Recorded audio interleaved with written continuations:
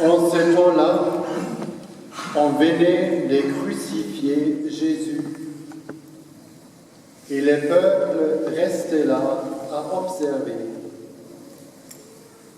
Les chefs tournaient Jésus en dérision et disaient « Il en a sauvé d'autres, qu'il se sauve lui-même, s'il est Messie de Dieu, l'élu. » Les soldats aussi se moquaient de lui. S'approchant, ils lui présentaient de la boisson vinaigrée en disant « Si tu es le roi des Juifs, sauve-toi toi-même. »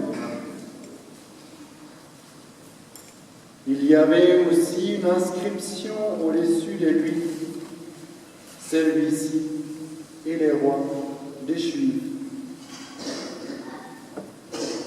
L'un des malfaiteurs suspendus en croix l'injuriait. « N'es-tu pas le Christ? Sauve-toi toi-même et nous aussi. » Mais l'autre lui fit les vifs reproches. « Tu ne crains donc pas Dieu, et pourtant tu es pourtant un condamné, toi aussi. Et puis pour nous c'est juste. Après ce que nous avons fait, nous avons ce que nous méritons. Mais lui, il n'a rien fait de mal. » Et il disait, « Jésus, souviens-toi de moi quand tu viendras dans ton royaume. » Jésus lui déclara, « Amen, je te l'ai dit. Aujourd'hui, avec moi, tu seras dans le paradis. » Acclamons la parole de Dieu. Louange à toi, Seigneur Jésus. Bethléem, Jérusalem et tout l'univers.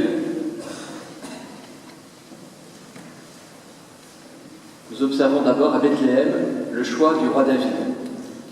Le petit David, qui avait des frères bien costauds, belle prestance, le prophète Samuel qui est persuadé que c'est parmi eux que le futur roi se trouve, et non, il en manquait un. Le petit David qui était dans les champs, en train de garder les bêtes, c'est lui. Et Samuel de dire, c'était motivant pour tout le monde, on ne se mettra pas à table avant qu'il vienne, et que je puisse lui donner l'onction. Tout le monde a faim, on va vite le chercher, et il est oint, comme on dit, pas très joli en français, roi, consacré à l'emplacement, d'après la mystique Sainte Mariam de Bethléem, dans le Carmel de Bethléem, actuellement, sous l'autel, à l'emplacement où se trouve l'autel dans la chapelle, obligé d'y croire, après tout c'est bien quelque part, et pourquoi pas, c'est là, si vous allez à Bethléem, que le roi David a été choisi, a reçu l'onction. Au-delà des apparences, déjà, pas un roi à vue humaine tel que nous considérons les qualités normales pour un roi. Déjà, 1000 ans avant Jésus, 1000 ans avant d'être mis en croix, on a des indices pour ne pas se faire avoir, pour ne pas être tenté de regarder simplement les apparences, mais d'aller au cœur. Ça, c'est à Bethléem. Mystère de l'humilité, où Jésus, en personne, naîtra, un peu comme le roi David, celui qu'on n'a pas vu venir. C'est pas pour rien que Sainte Thérèse de Lisieux a choisi de s'appeler Sainte Thérèse de l'Enfant Jésus, la Vierge Périe. Sainte Thérèse de Lisieux, elle s'appelle aussi Sainte Thérèse de l'Enfant Jésus de la Sainte Face. Ça nous propulse à Jérusalem. Jérusalem, comme les 4 jeunes filles nous ont chanté le psaume, admirablement, où nous sommes invités à tous nous rassembler. Vous avez la chance parce que ici, à Notre-Dame-du-Chêne, juste de l'autre côté de la route, vous avez en direct, n'est-ce pas, le parc du Saint-Sépulcre. J'ai eu la chance d'habiter 2 ans à Bethléem, Jérusalem, comme coopérant, il y a déjà plusieurs années, d'y aller souvent en pèlerinage, et effectivement, on a vraiment les bonnes tailles, mesures, c'est ça, on s'y retrouve presque, à ciel ouvert. Donc vous avez Jérusalem à portée de main, vous ici, profitez-en. C'est pas juste un parc décoratif, c'est là, quelque part, que nous est présenté celui qui est notre roi, qui est à notre place.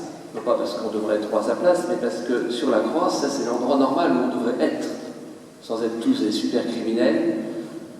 Aucun petit péché ne peut tenir devant Dieu et tout péché conduit à la mort. Alors, pas forcément à la mort horrible d'une mise en croix, mais quand même. Celui qui méritait d'être là, comme le dit le bon larron, comme nous pouvons dire tous larrons que nous sommes, c'est nous, c'est pas lui. Et Jésus est là. Et vous voyez, avec cette reconnaissance du bon larron qui, avant de l'être, d'être bon larron, a été un mauvais larron, il n'a pas dû être mis en croix parce qu'il avait simplement volé des pommes au curé, hein, ça devait être extrêmement grave quand même pour être là. Eh bien, il regarde et lui dit « Souviens-toi de moi dans ton royaume ». Voilà, là, lui aussi, il va au-delà des apparences. Là, c'est pire que le petit David de Bethléem. Reconnaître là un roi, il faut le faire. Eh bien, il le reconnaît. Il a cette grâce. Souviens-toi de moi dans ton royaume. Et vous avez vu la réponse du Christ, extraordinaire. Hein? Aujourd'hui, tu seras avec moi au paradis. Le cardinal Journet, un grand théologien suisse, disait aujourd'hui, quelle promptitude, tu seras avec moi, quelle compagnie, au paradis, quel séjour.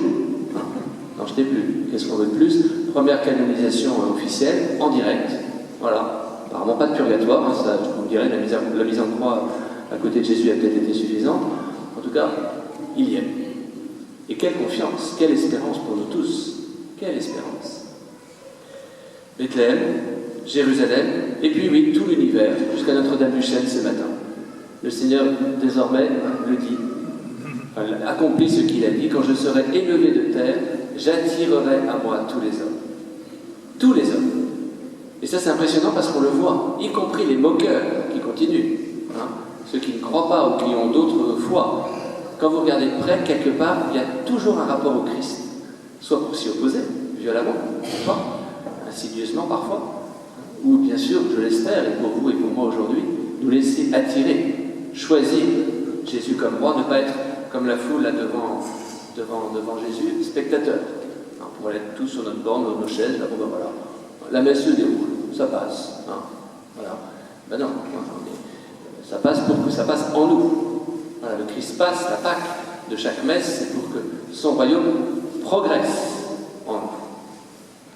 Nous sommes effectivement avec quelques paroissiens à essayer de mieux découvrir l'action de l'Esprit Saint, hein, c'est dans les parcours alpha que vous connaissez et ont déjà vécu ou pourront vivre.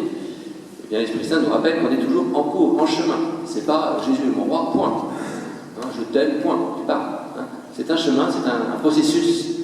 Et le Christ, roi de l'univers, c'est pas une étiquette pour la journée. Jésus, roi de l'univers. Bonne fête du Christ roi. Oui, on peut se dire ça en sortant de la messe tout à l'heure. C'est-à-dire, puisse le Christ régner de plus en plus en toi. Toi, laisser toute ta vie, pas juste quelques morceaux, même pas seulement les temps de prière, pourtant essentiels.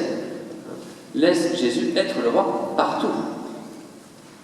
Roi de ton portefeuille, roi de ta femme, de ton mari, roi de tes enfants, roi de tes loisirs, de ce qui t'intéresse. Le Seigneur, comme le soleil rayonne sur toutes les plantes et tous les animaux et sur toute la création, Jésus est prêt à donner des rayons partout. Il y en a assez. La Sainte Vierge, vous le savez, ici à Notre-Dame-du-Chêne, est aussi reine, à qui Jésus ne refuse rien. La couronne au-dessus de l'église, et puis sur cette petite statue depuis 500 ans. Vous savez qu'à Rue du Bac, aussi un autre lieu d'apparition, elle avait des rayons qui sortaient de ses mains et certains n'étaient pas allumés. Ah, il y avait une panne? Non. C'était les grâces qu'on avait oublié de demander. Eh bien, on pourrait transposer aujourd'hui et se rendre compte qu'il y a peut-être des parties de ma vie, passée, présente, future, des domaines de ce qui fait ma vie, qui ne sont pas exposés à la lumière de Jésus. Eh bien, puisse cette nouvelle messe, cette nouvelle fin du monde, hein, en continu, dans cette dernière semaine liturgique de l'année, permettre au Seigneur de régner un peu plus, un peu mieux, un peu plus partout dans ma vie. Amen.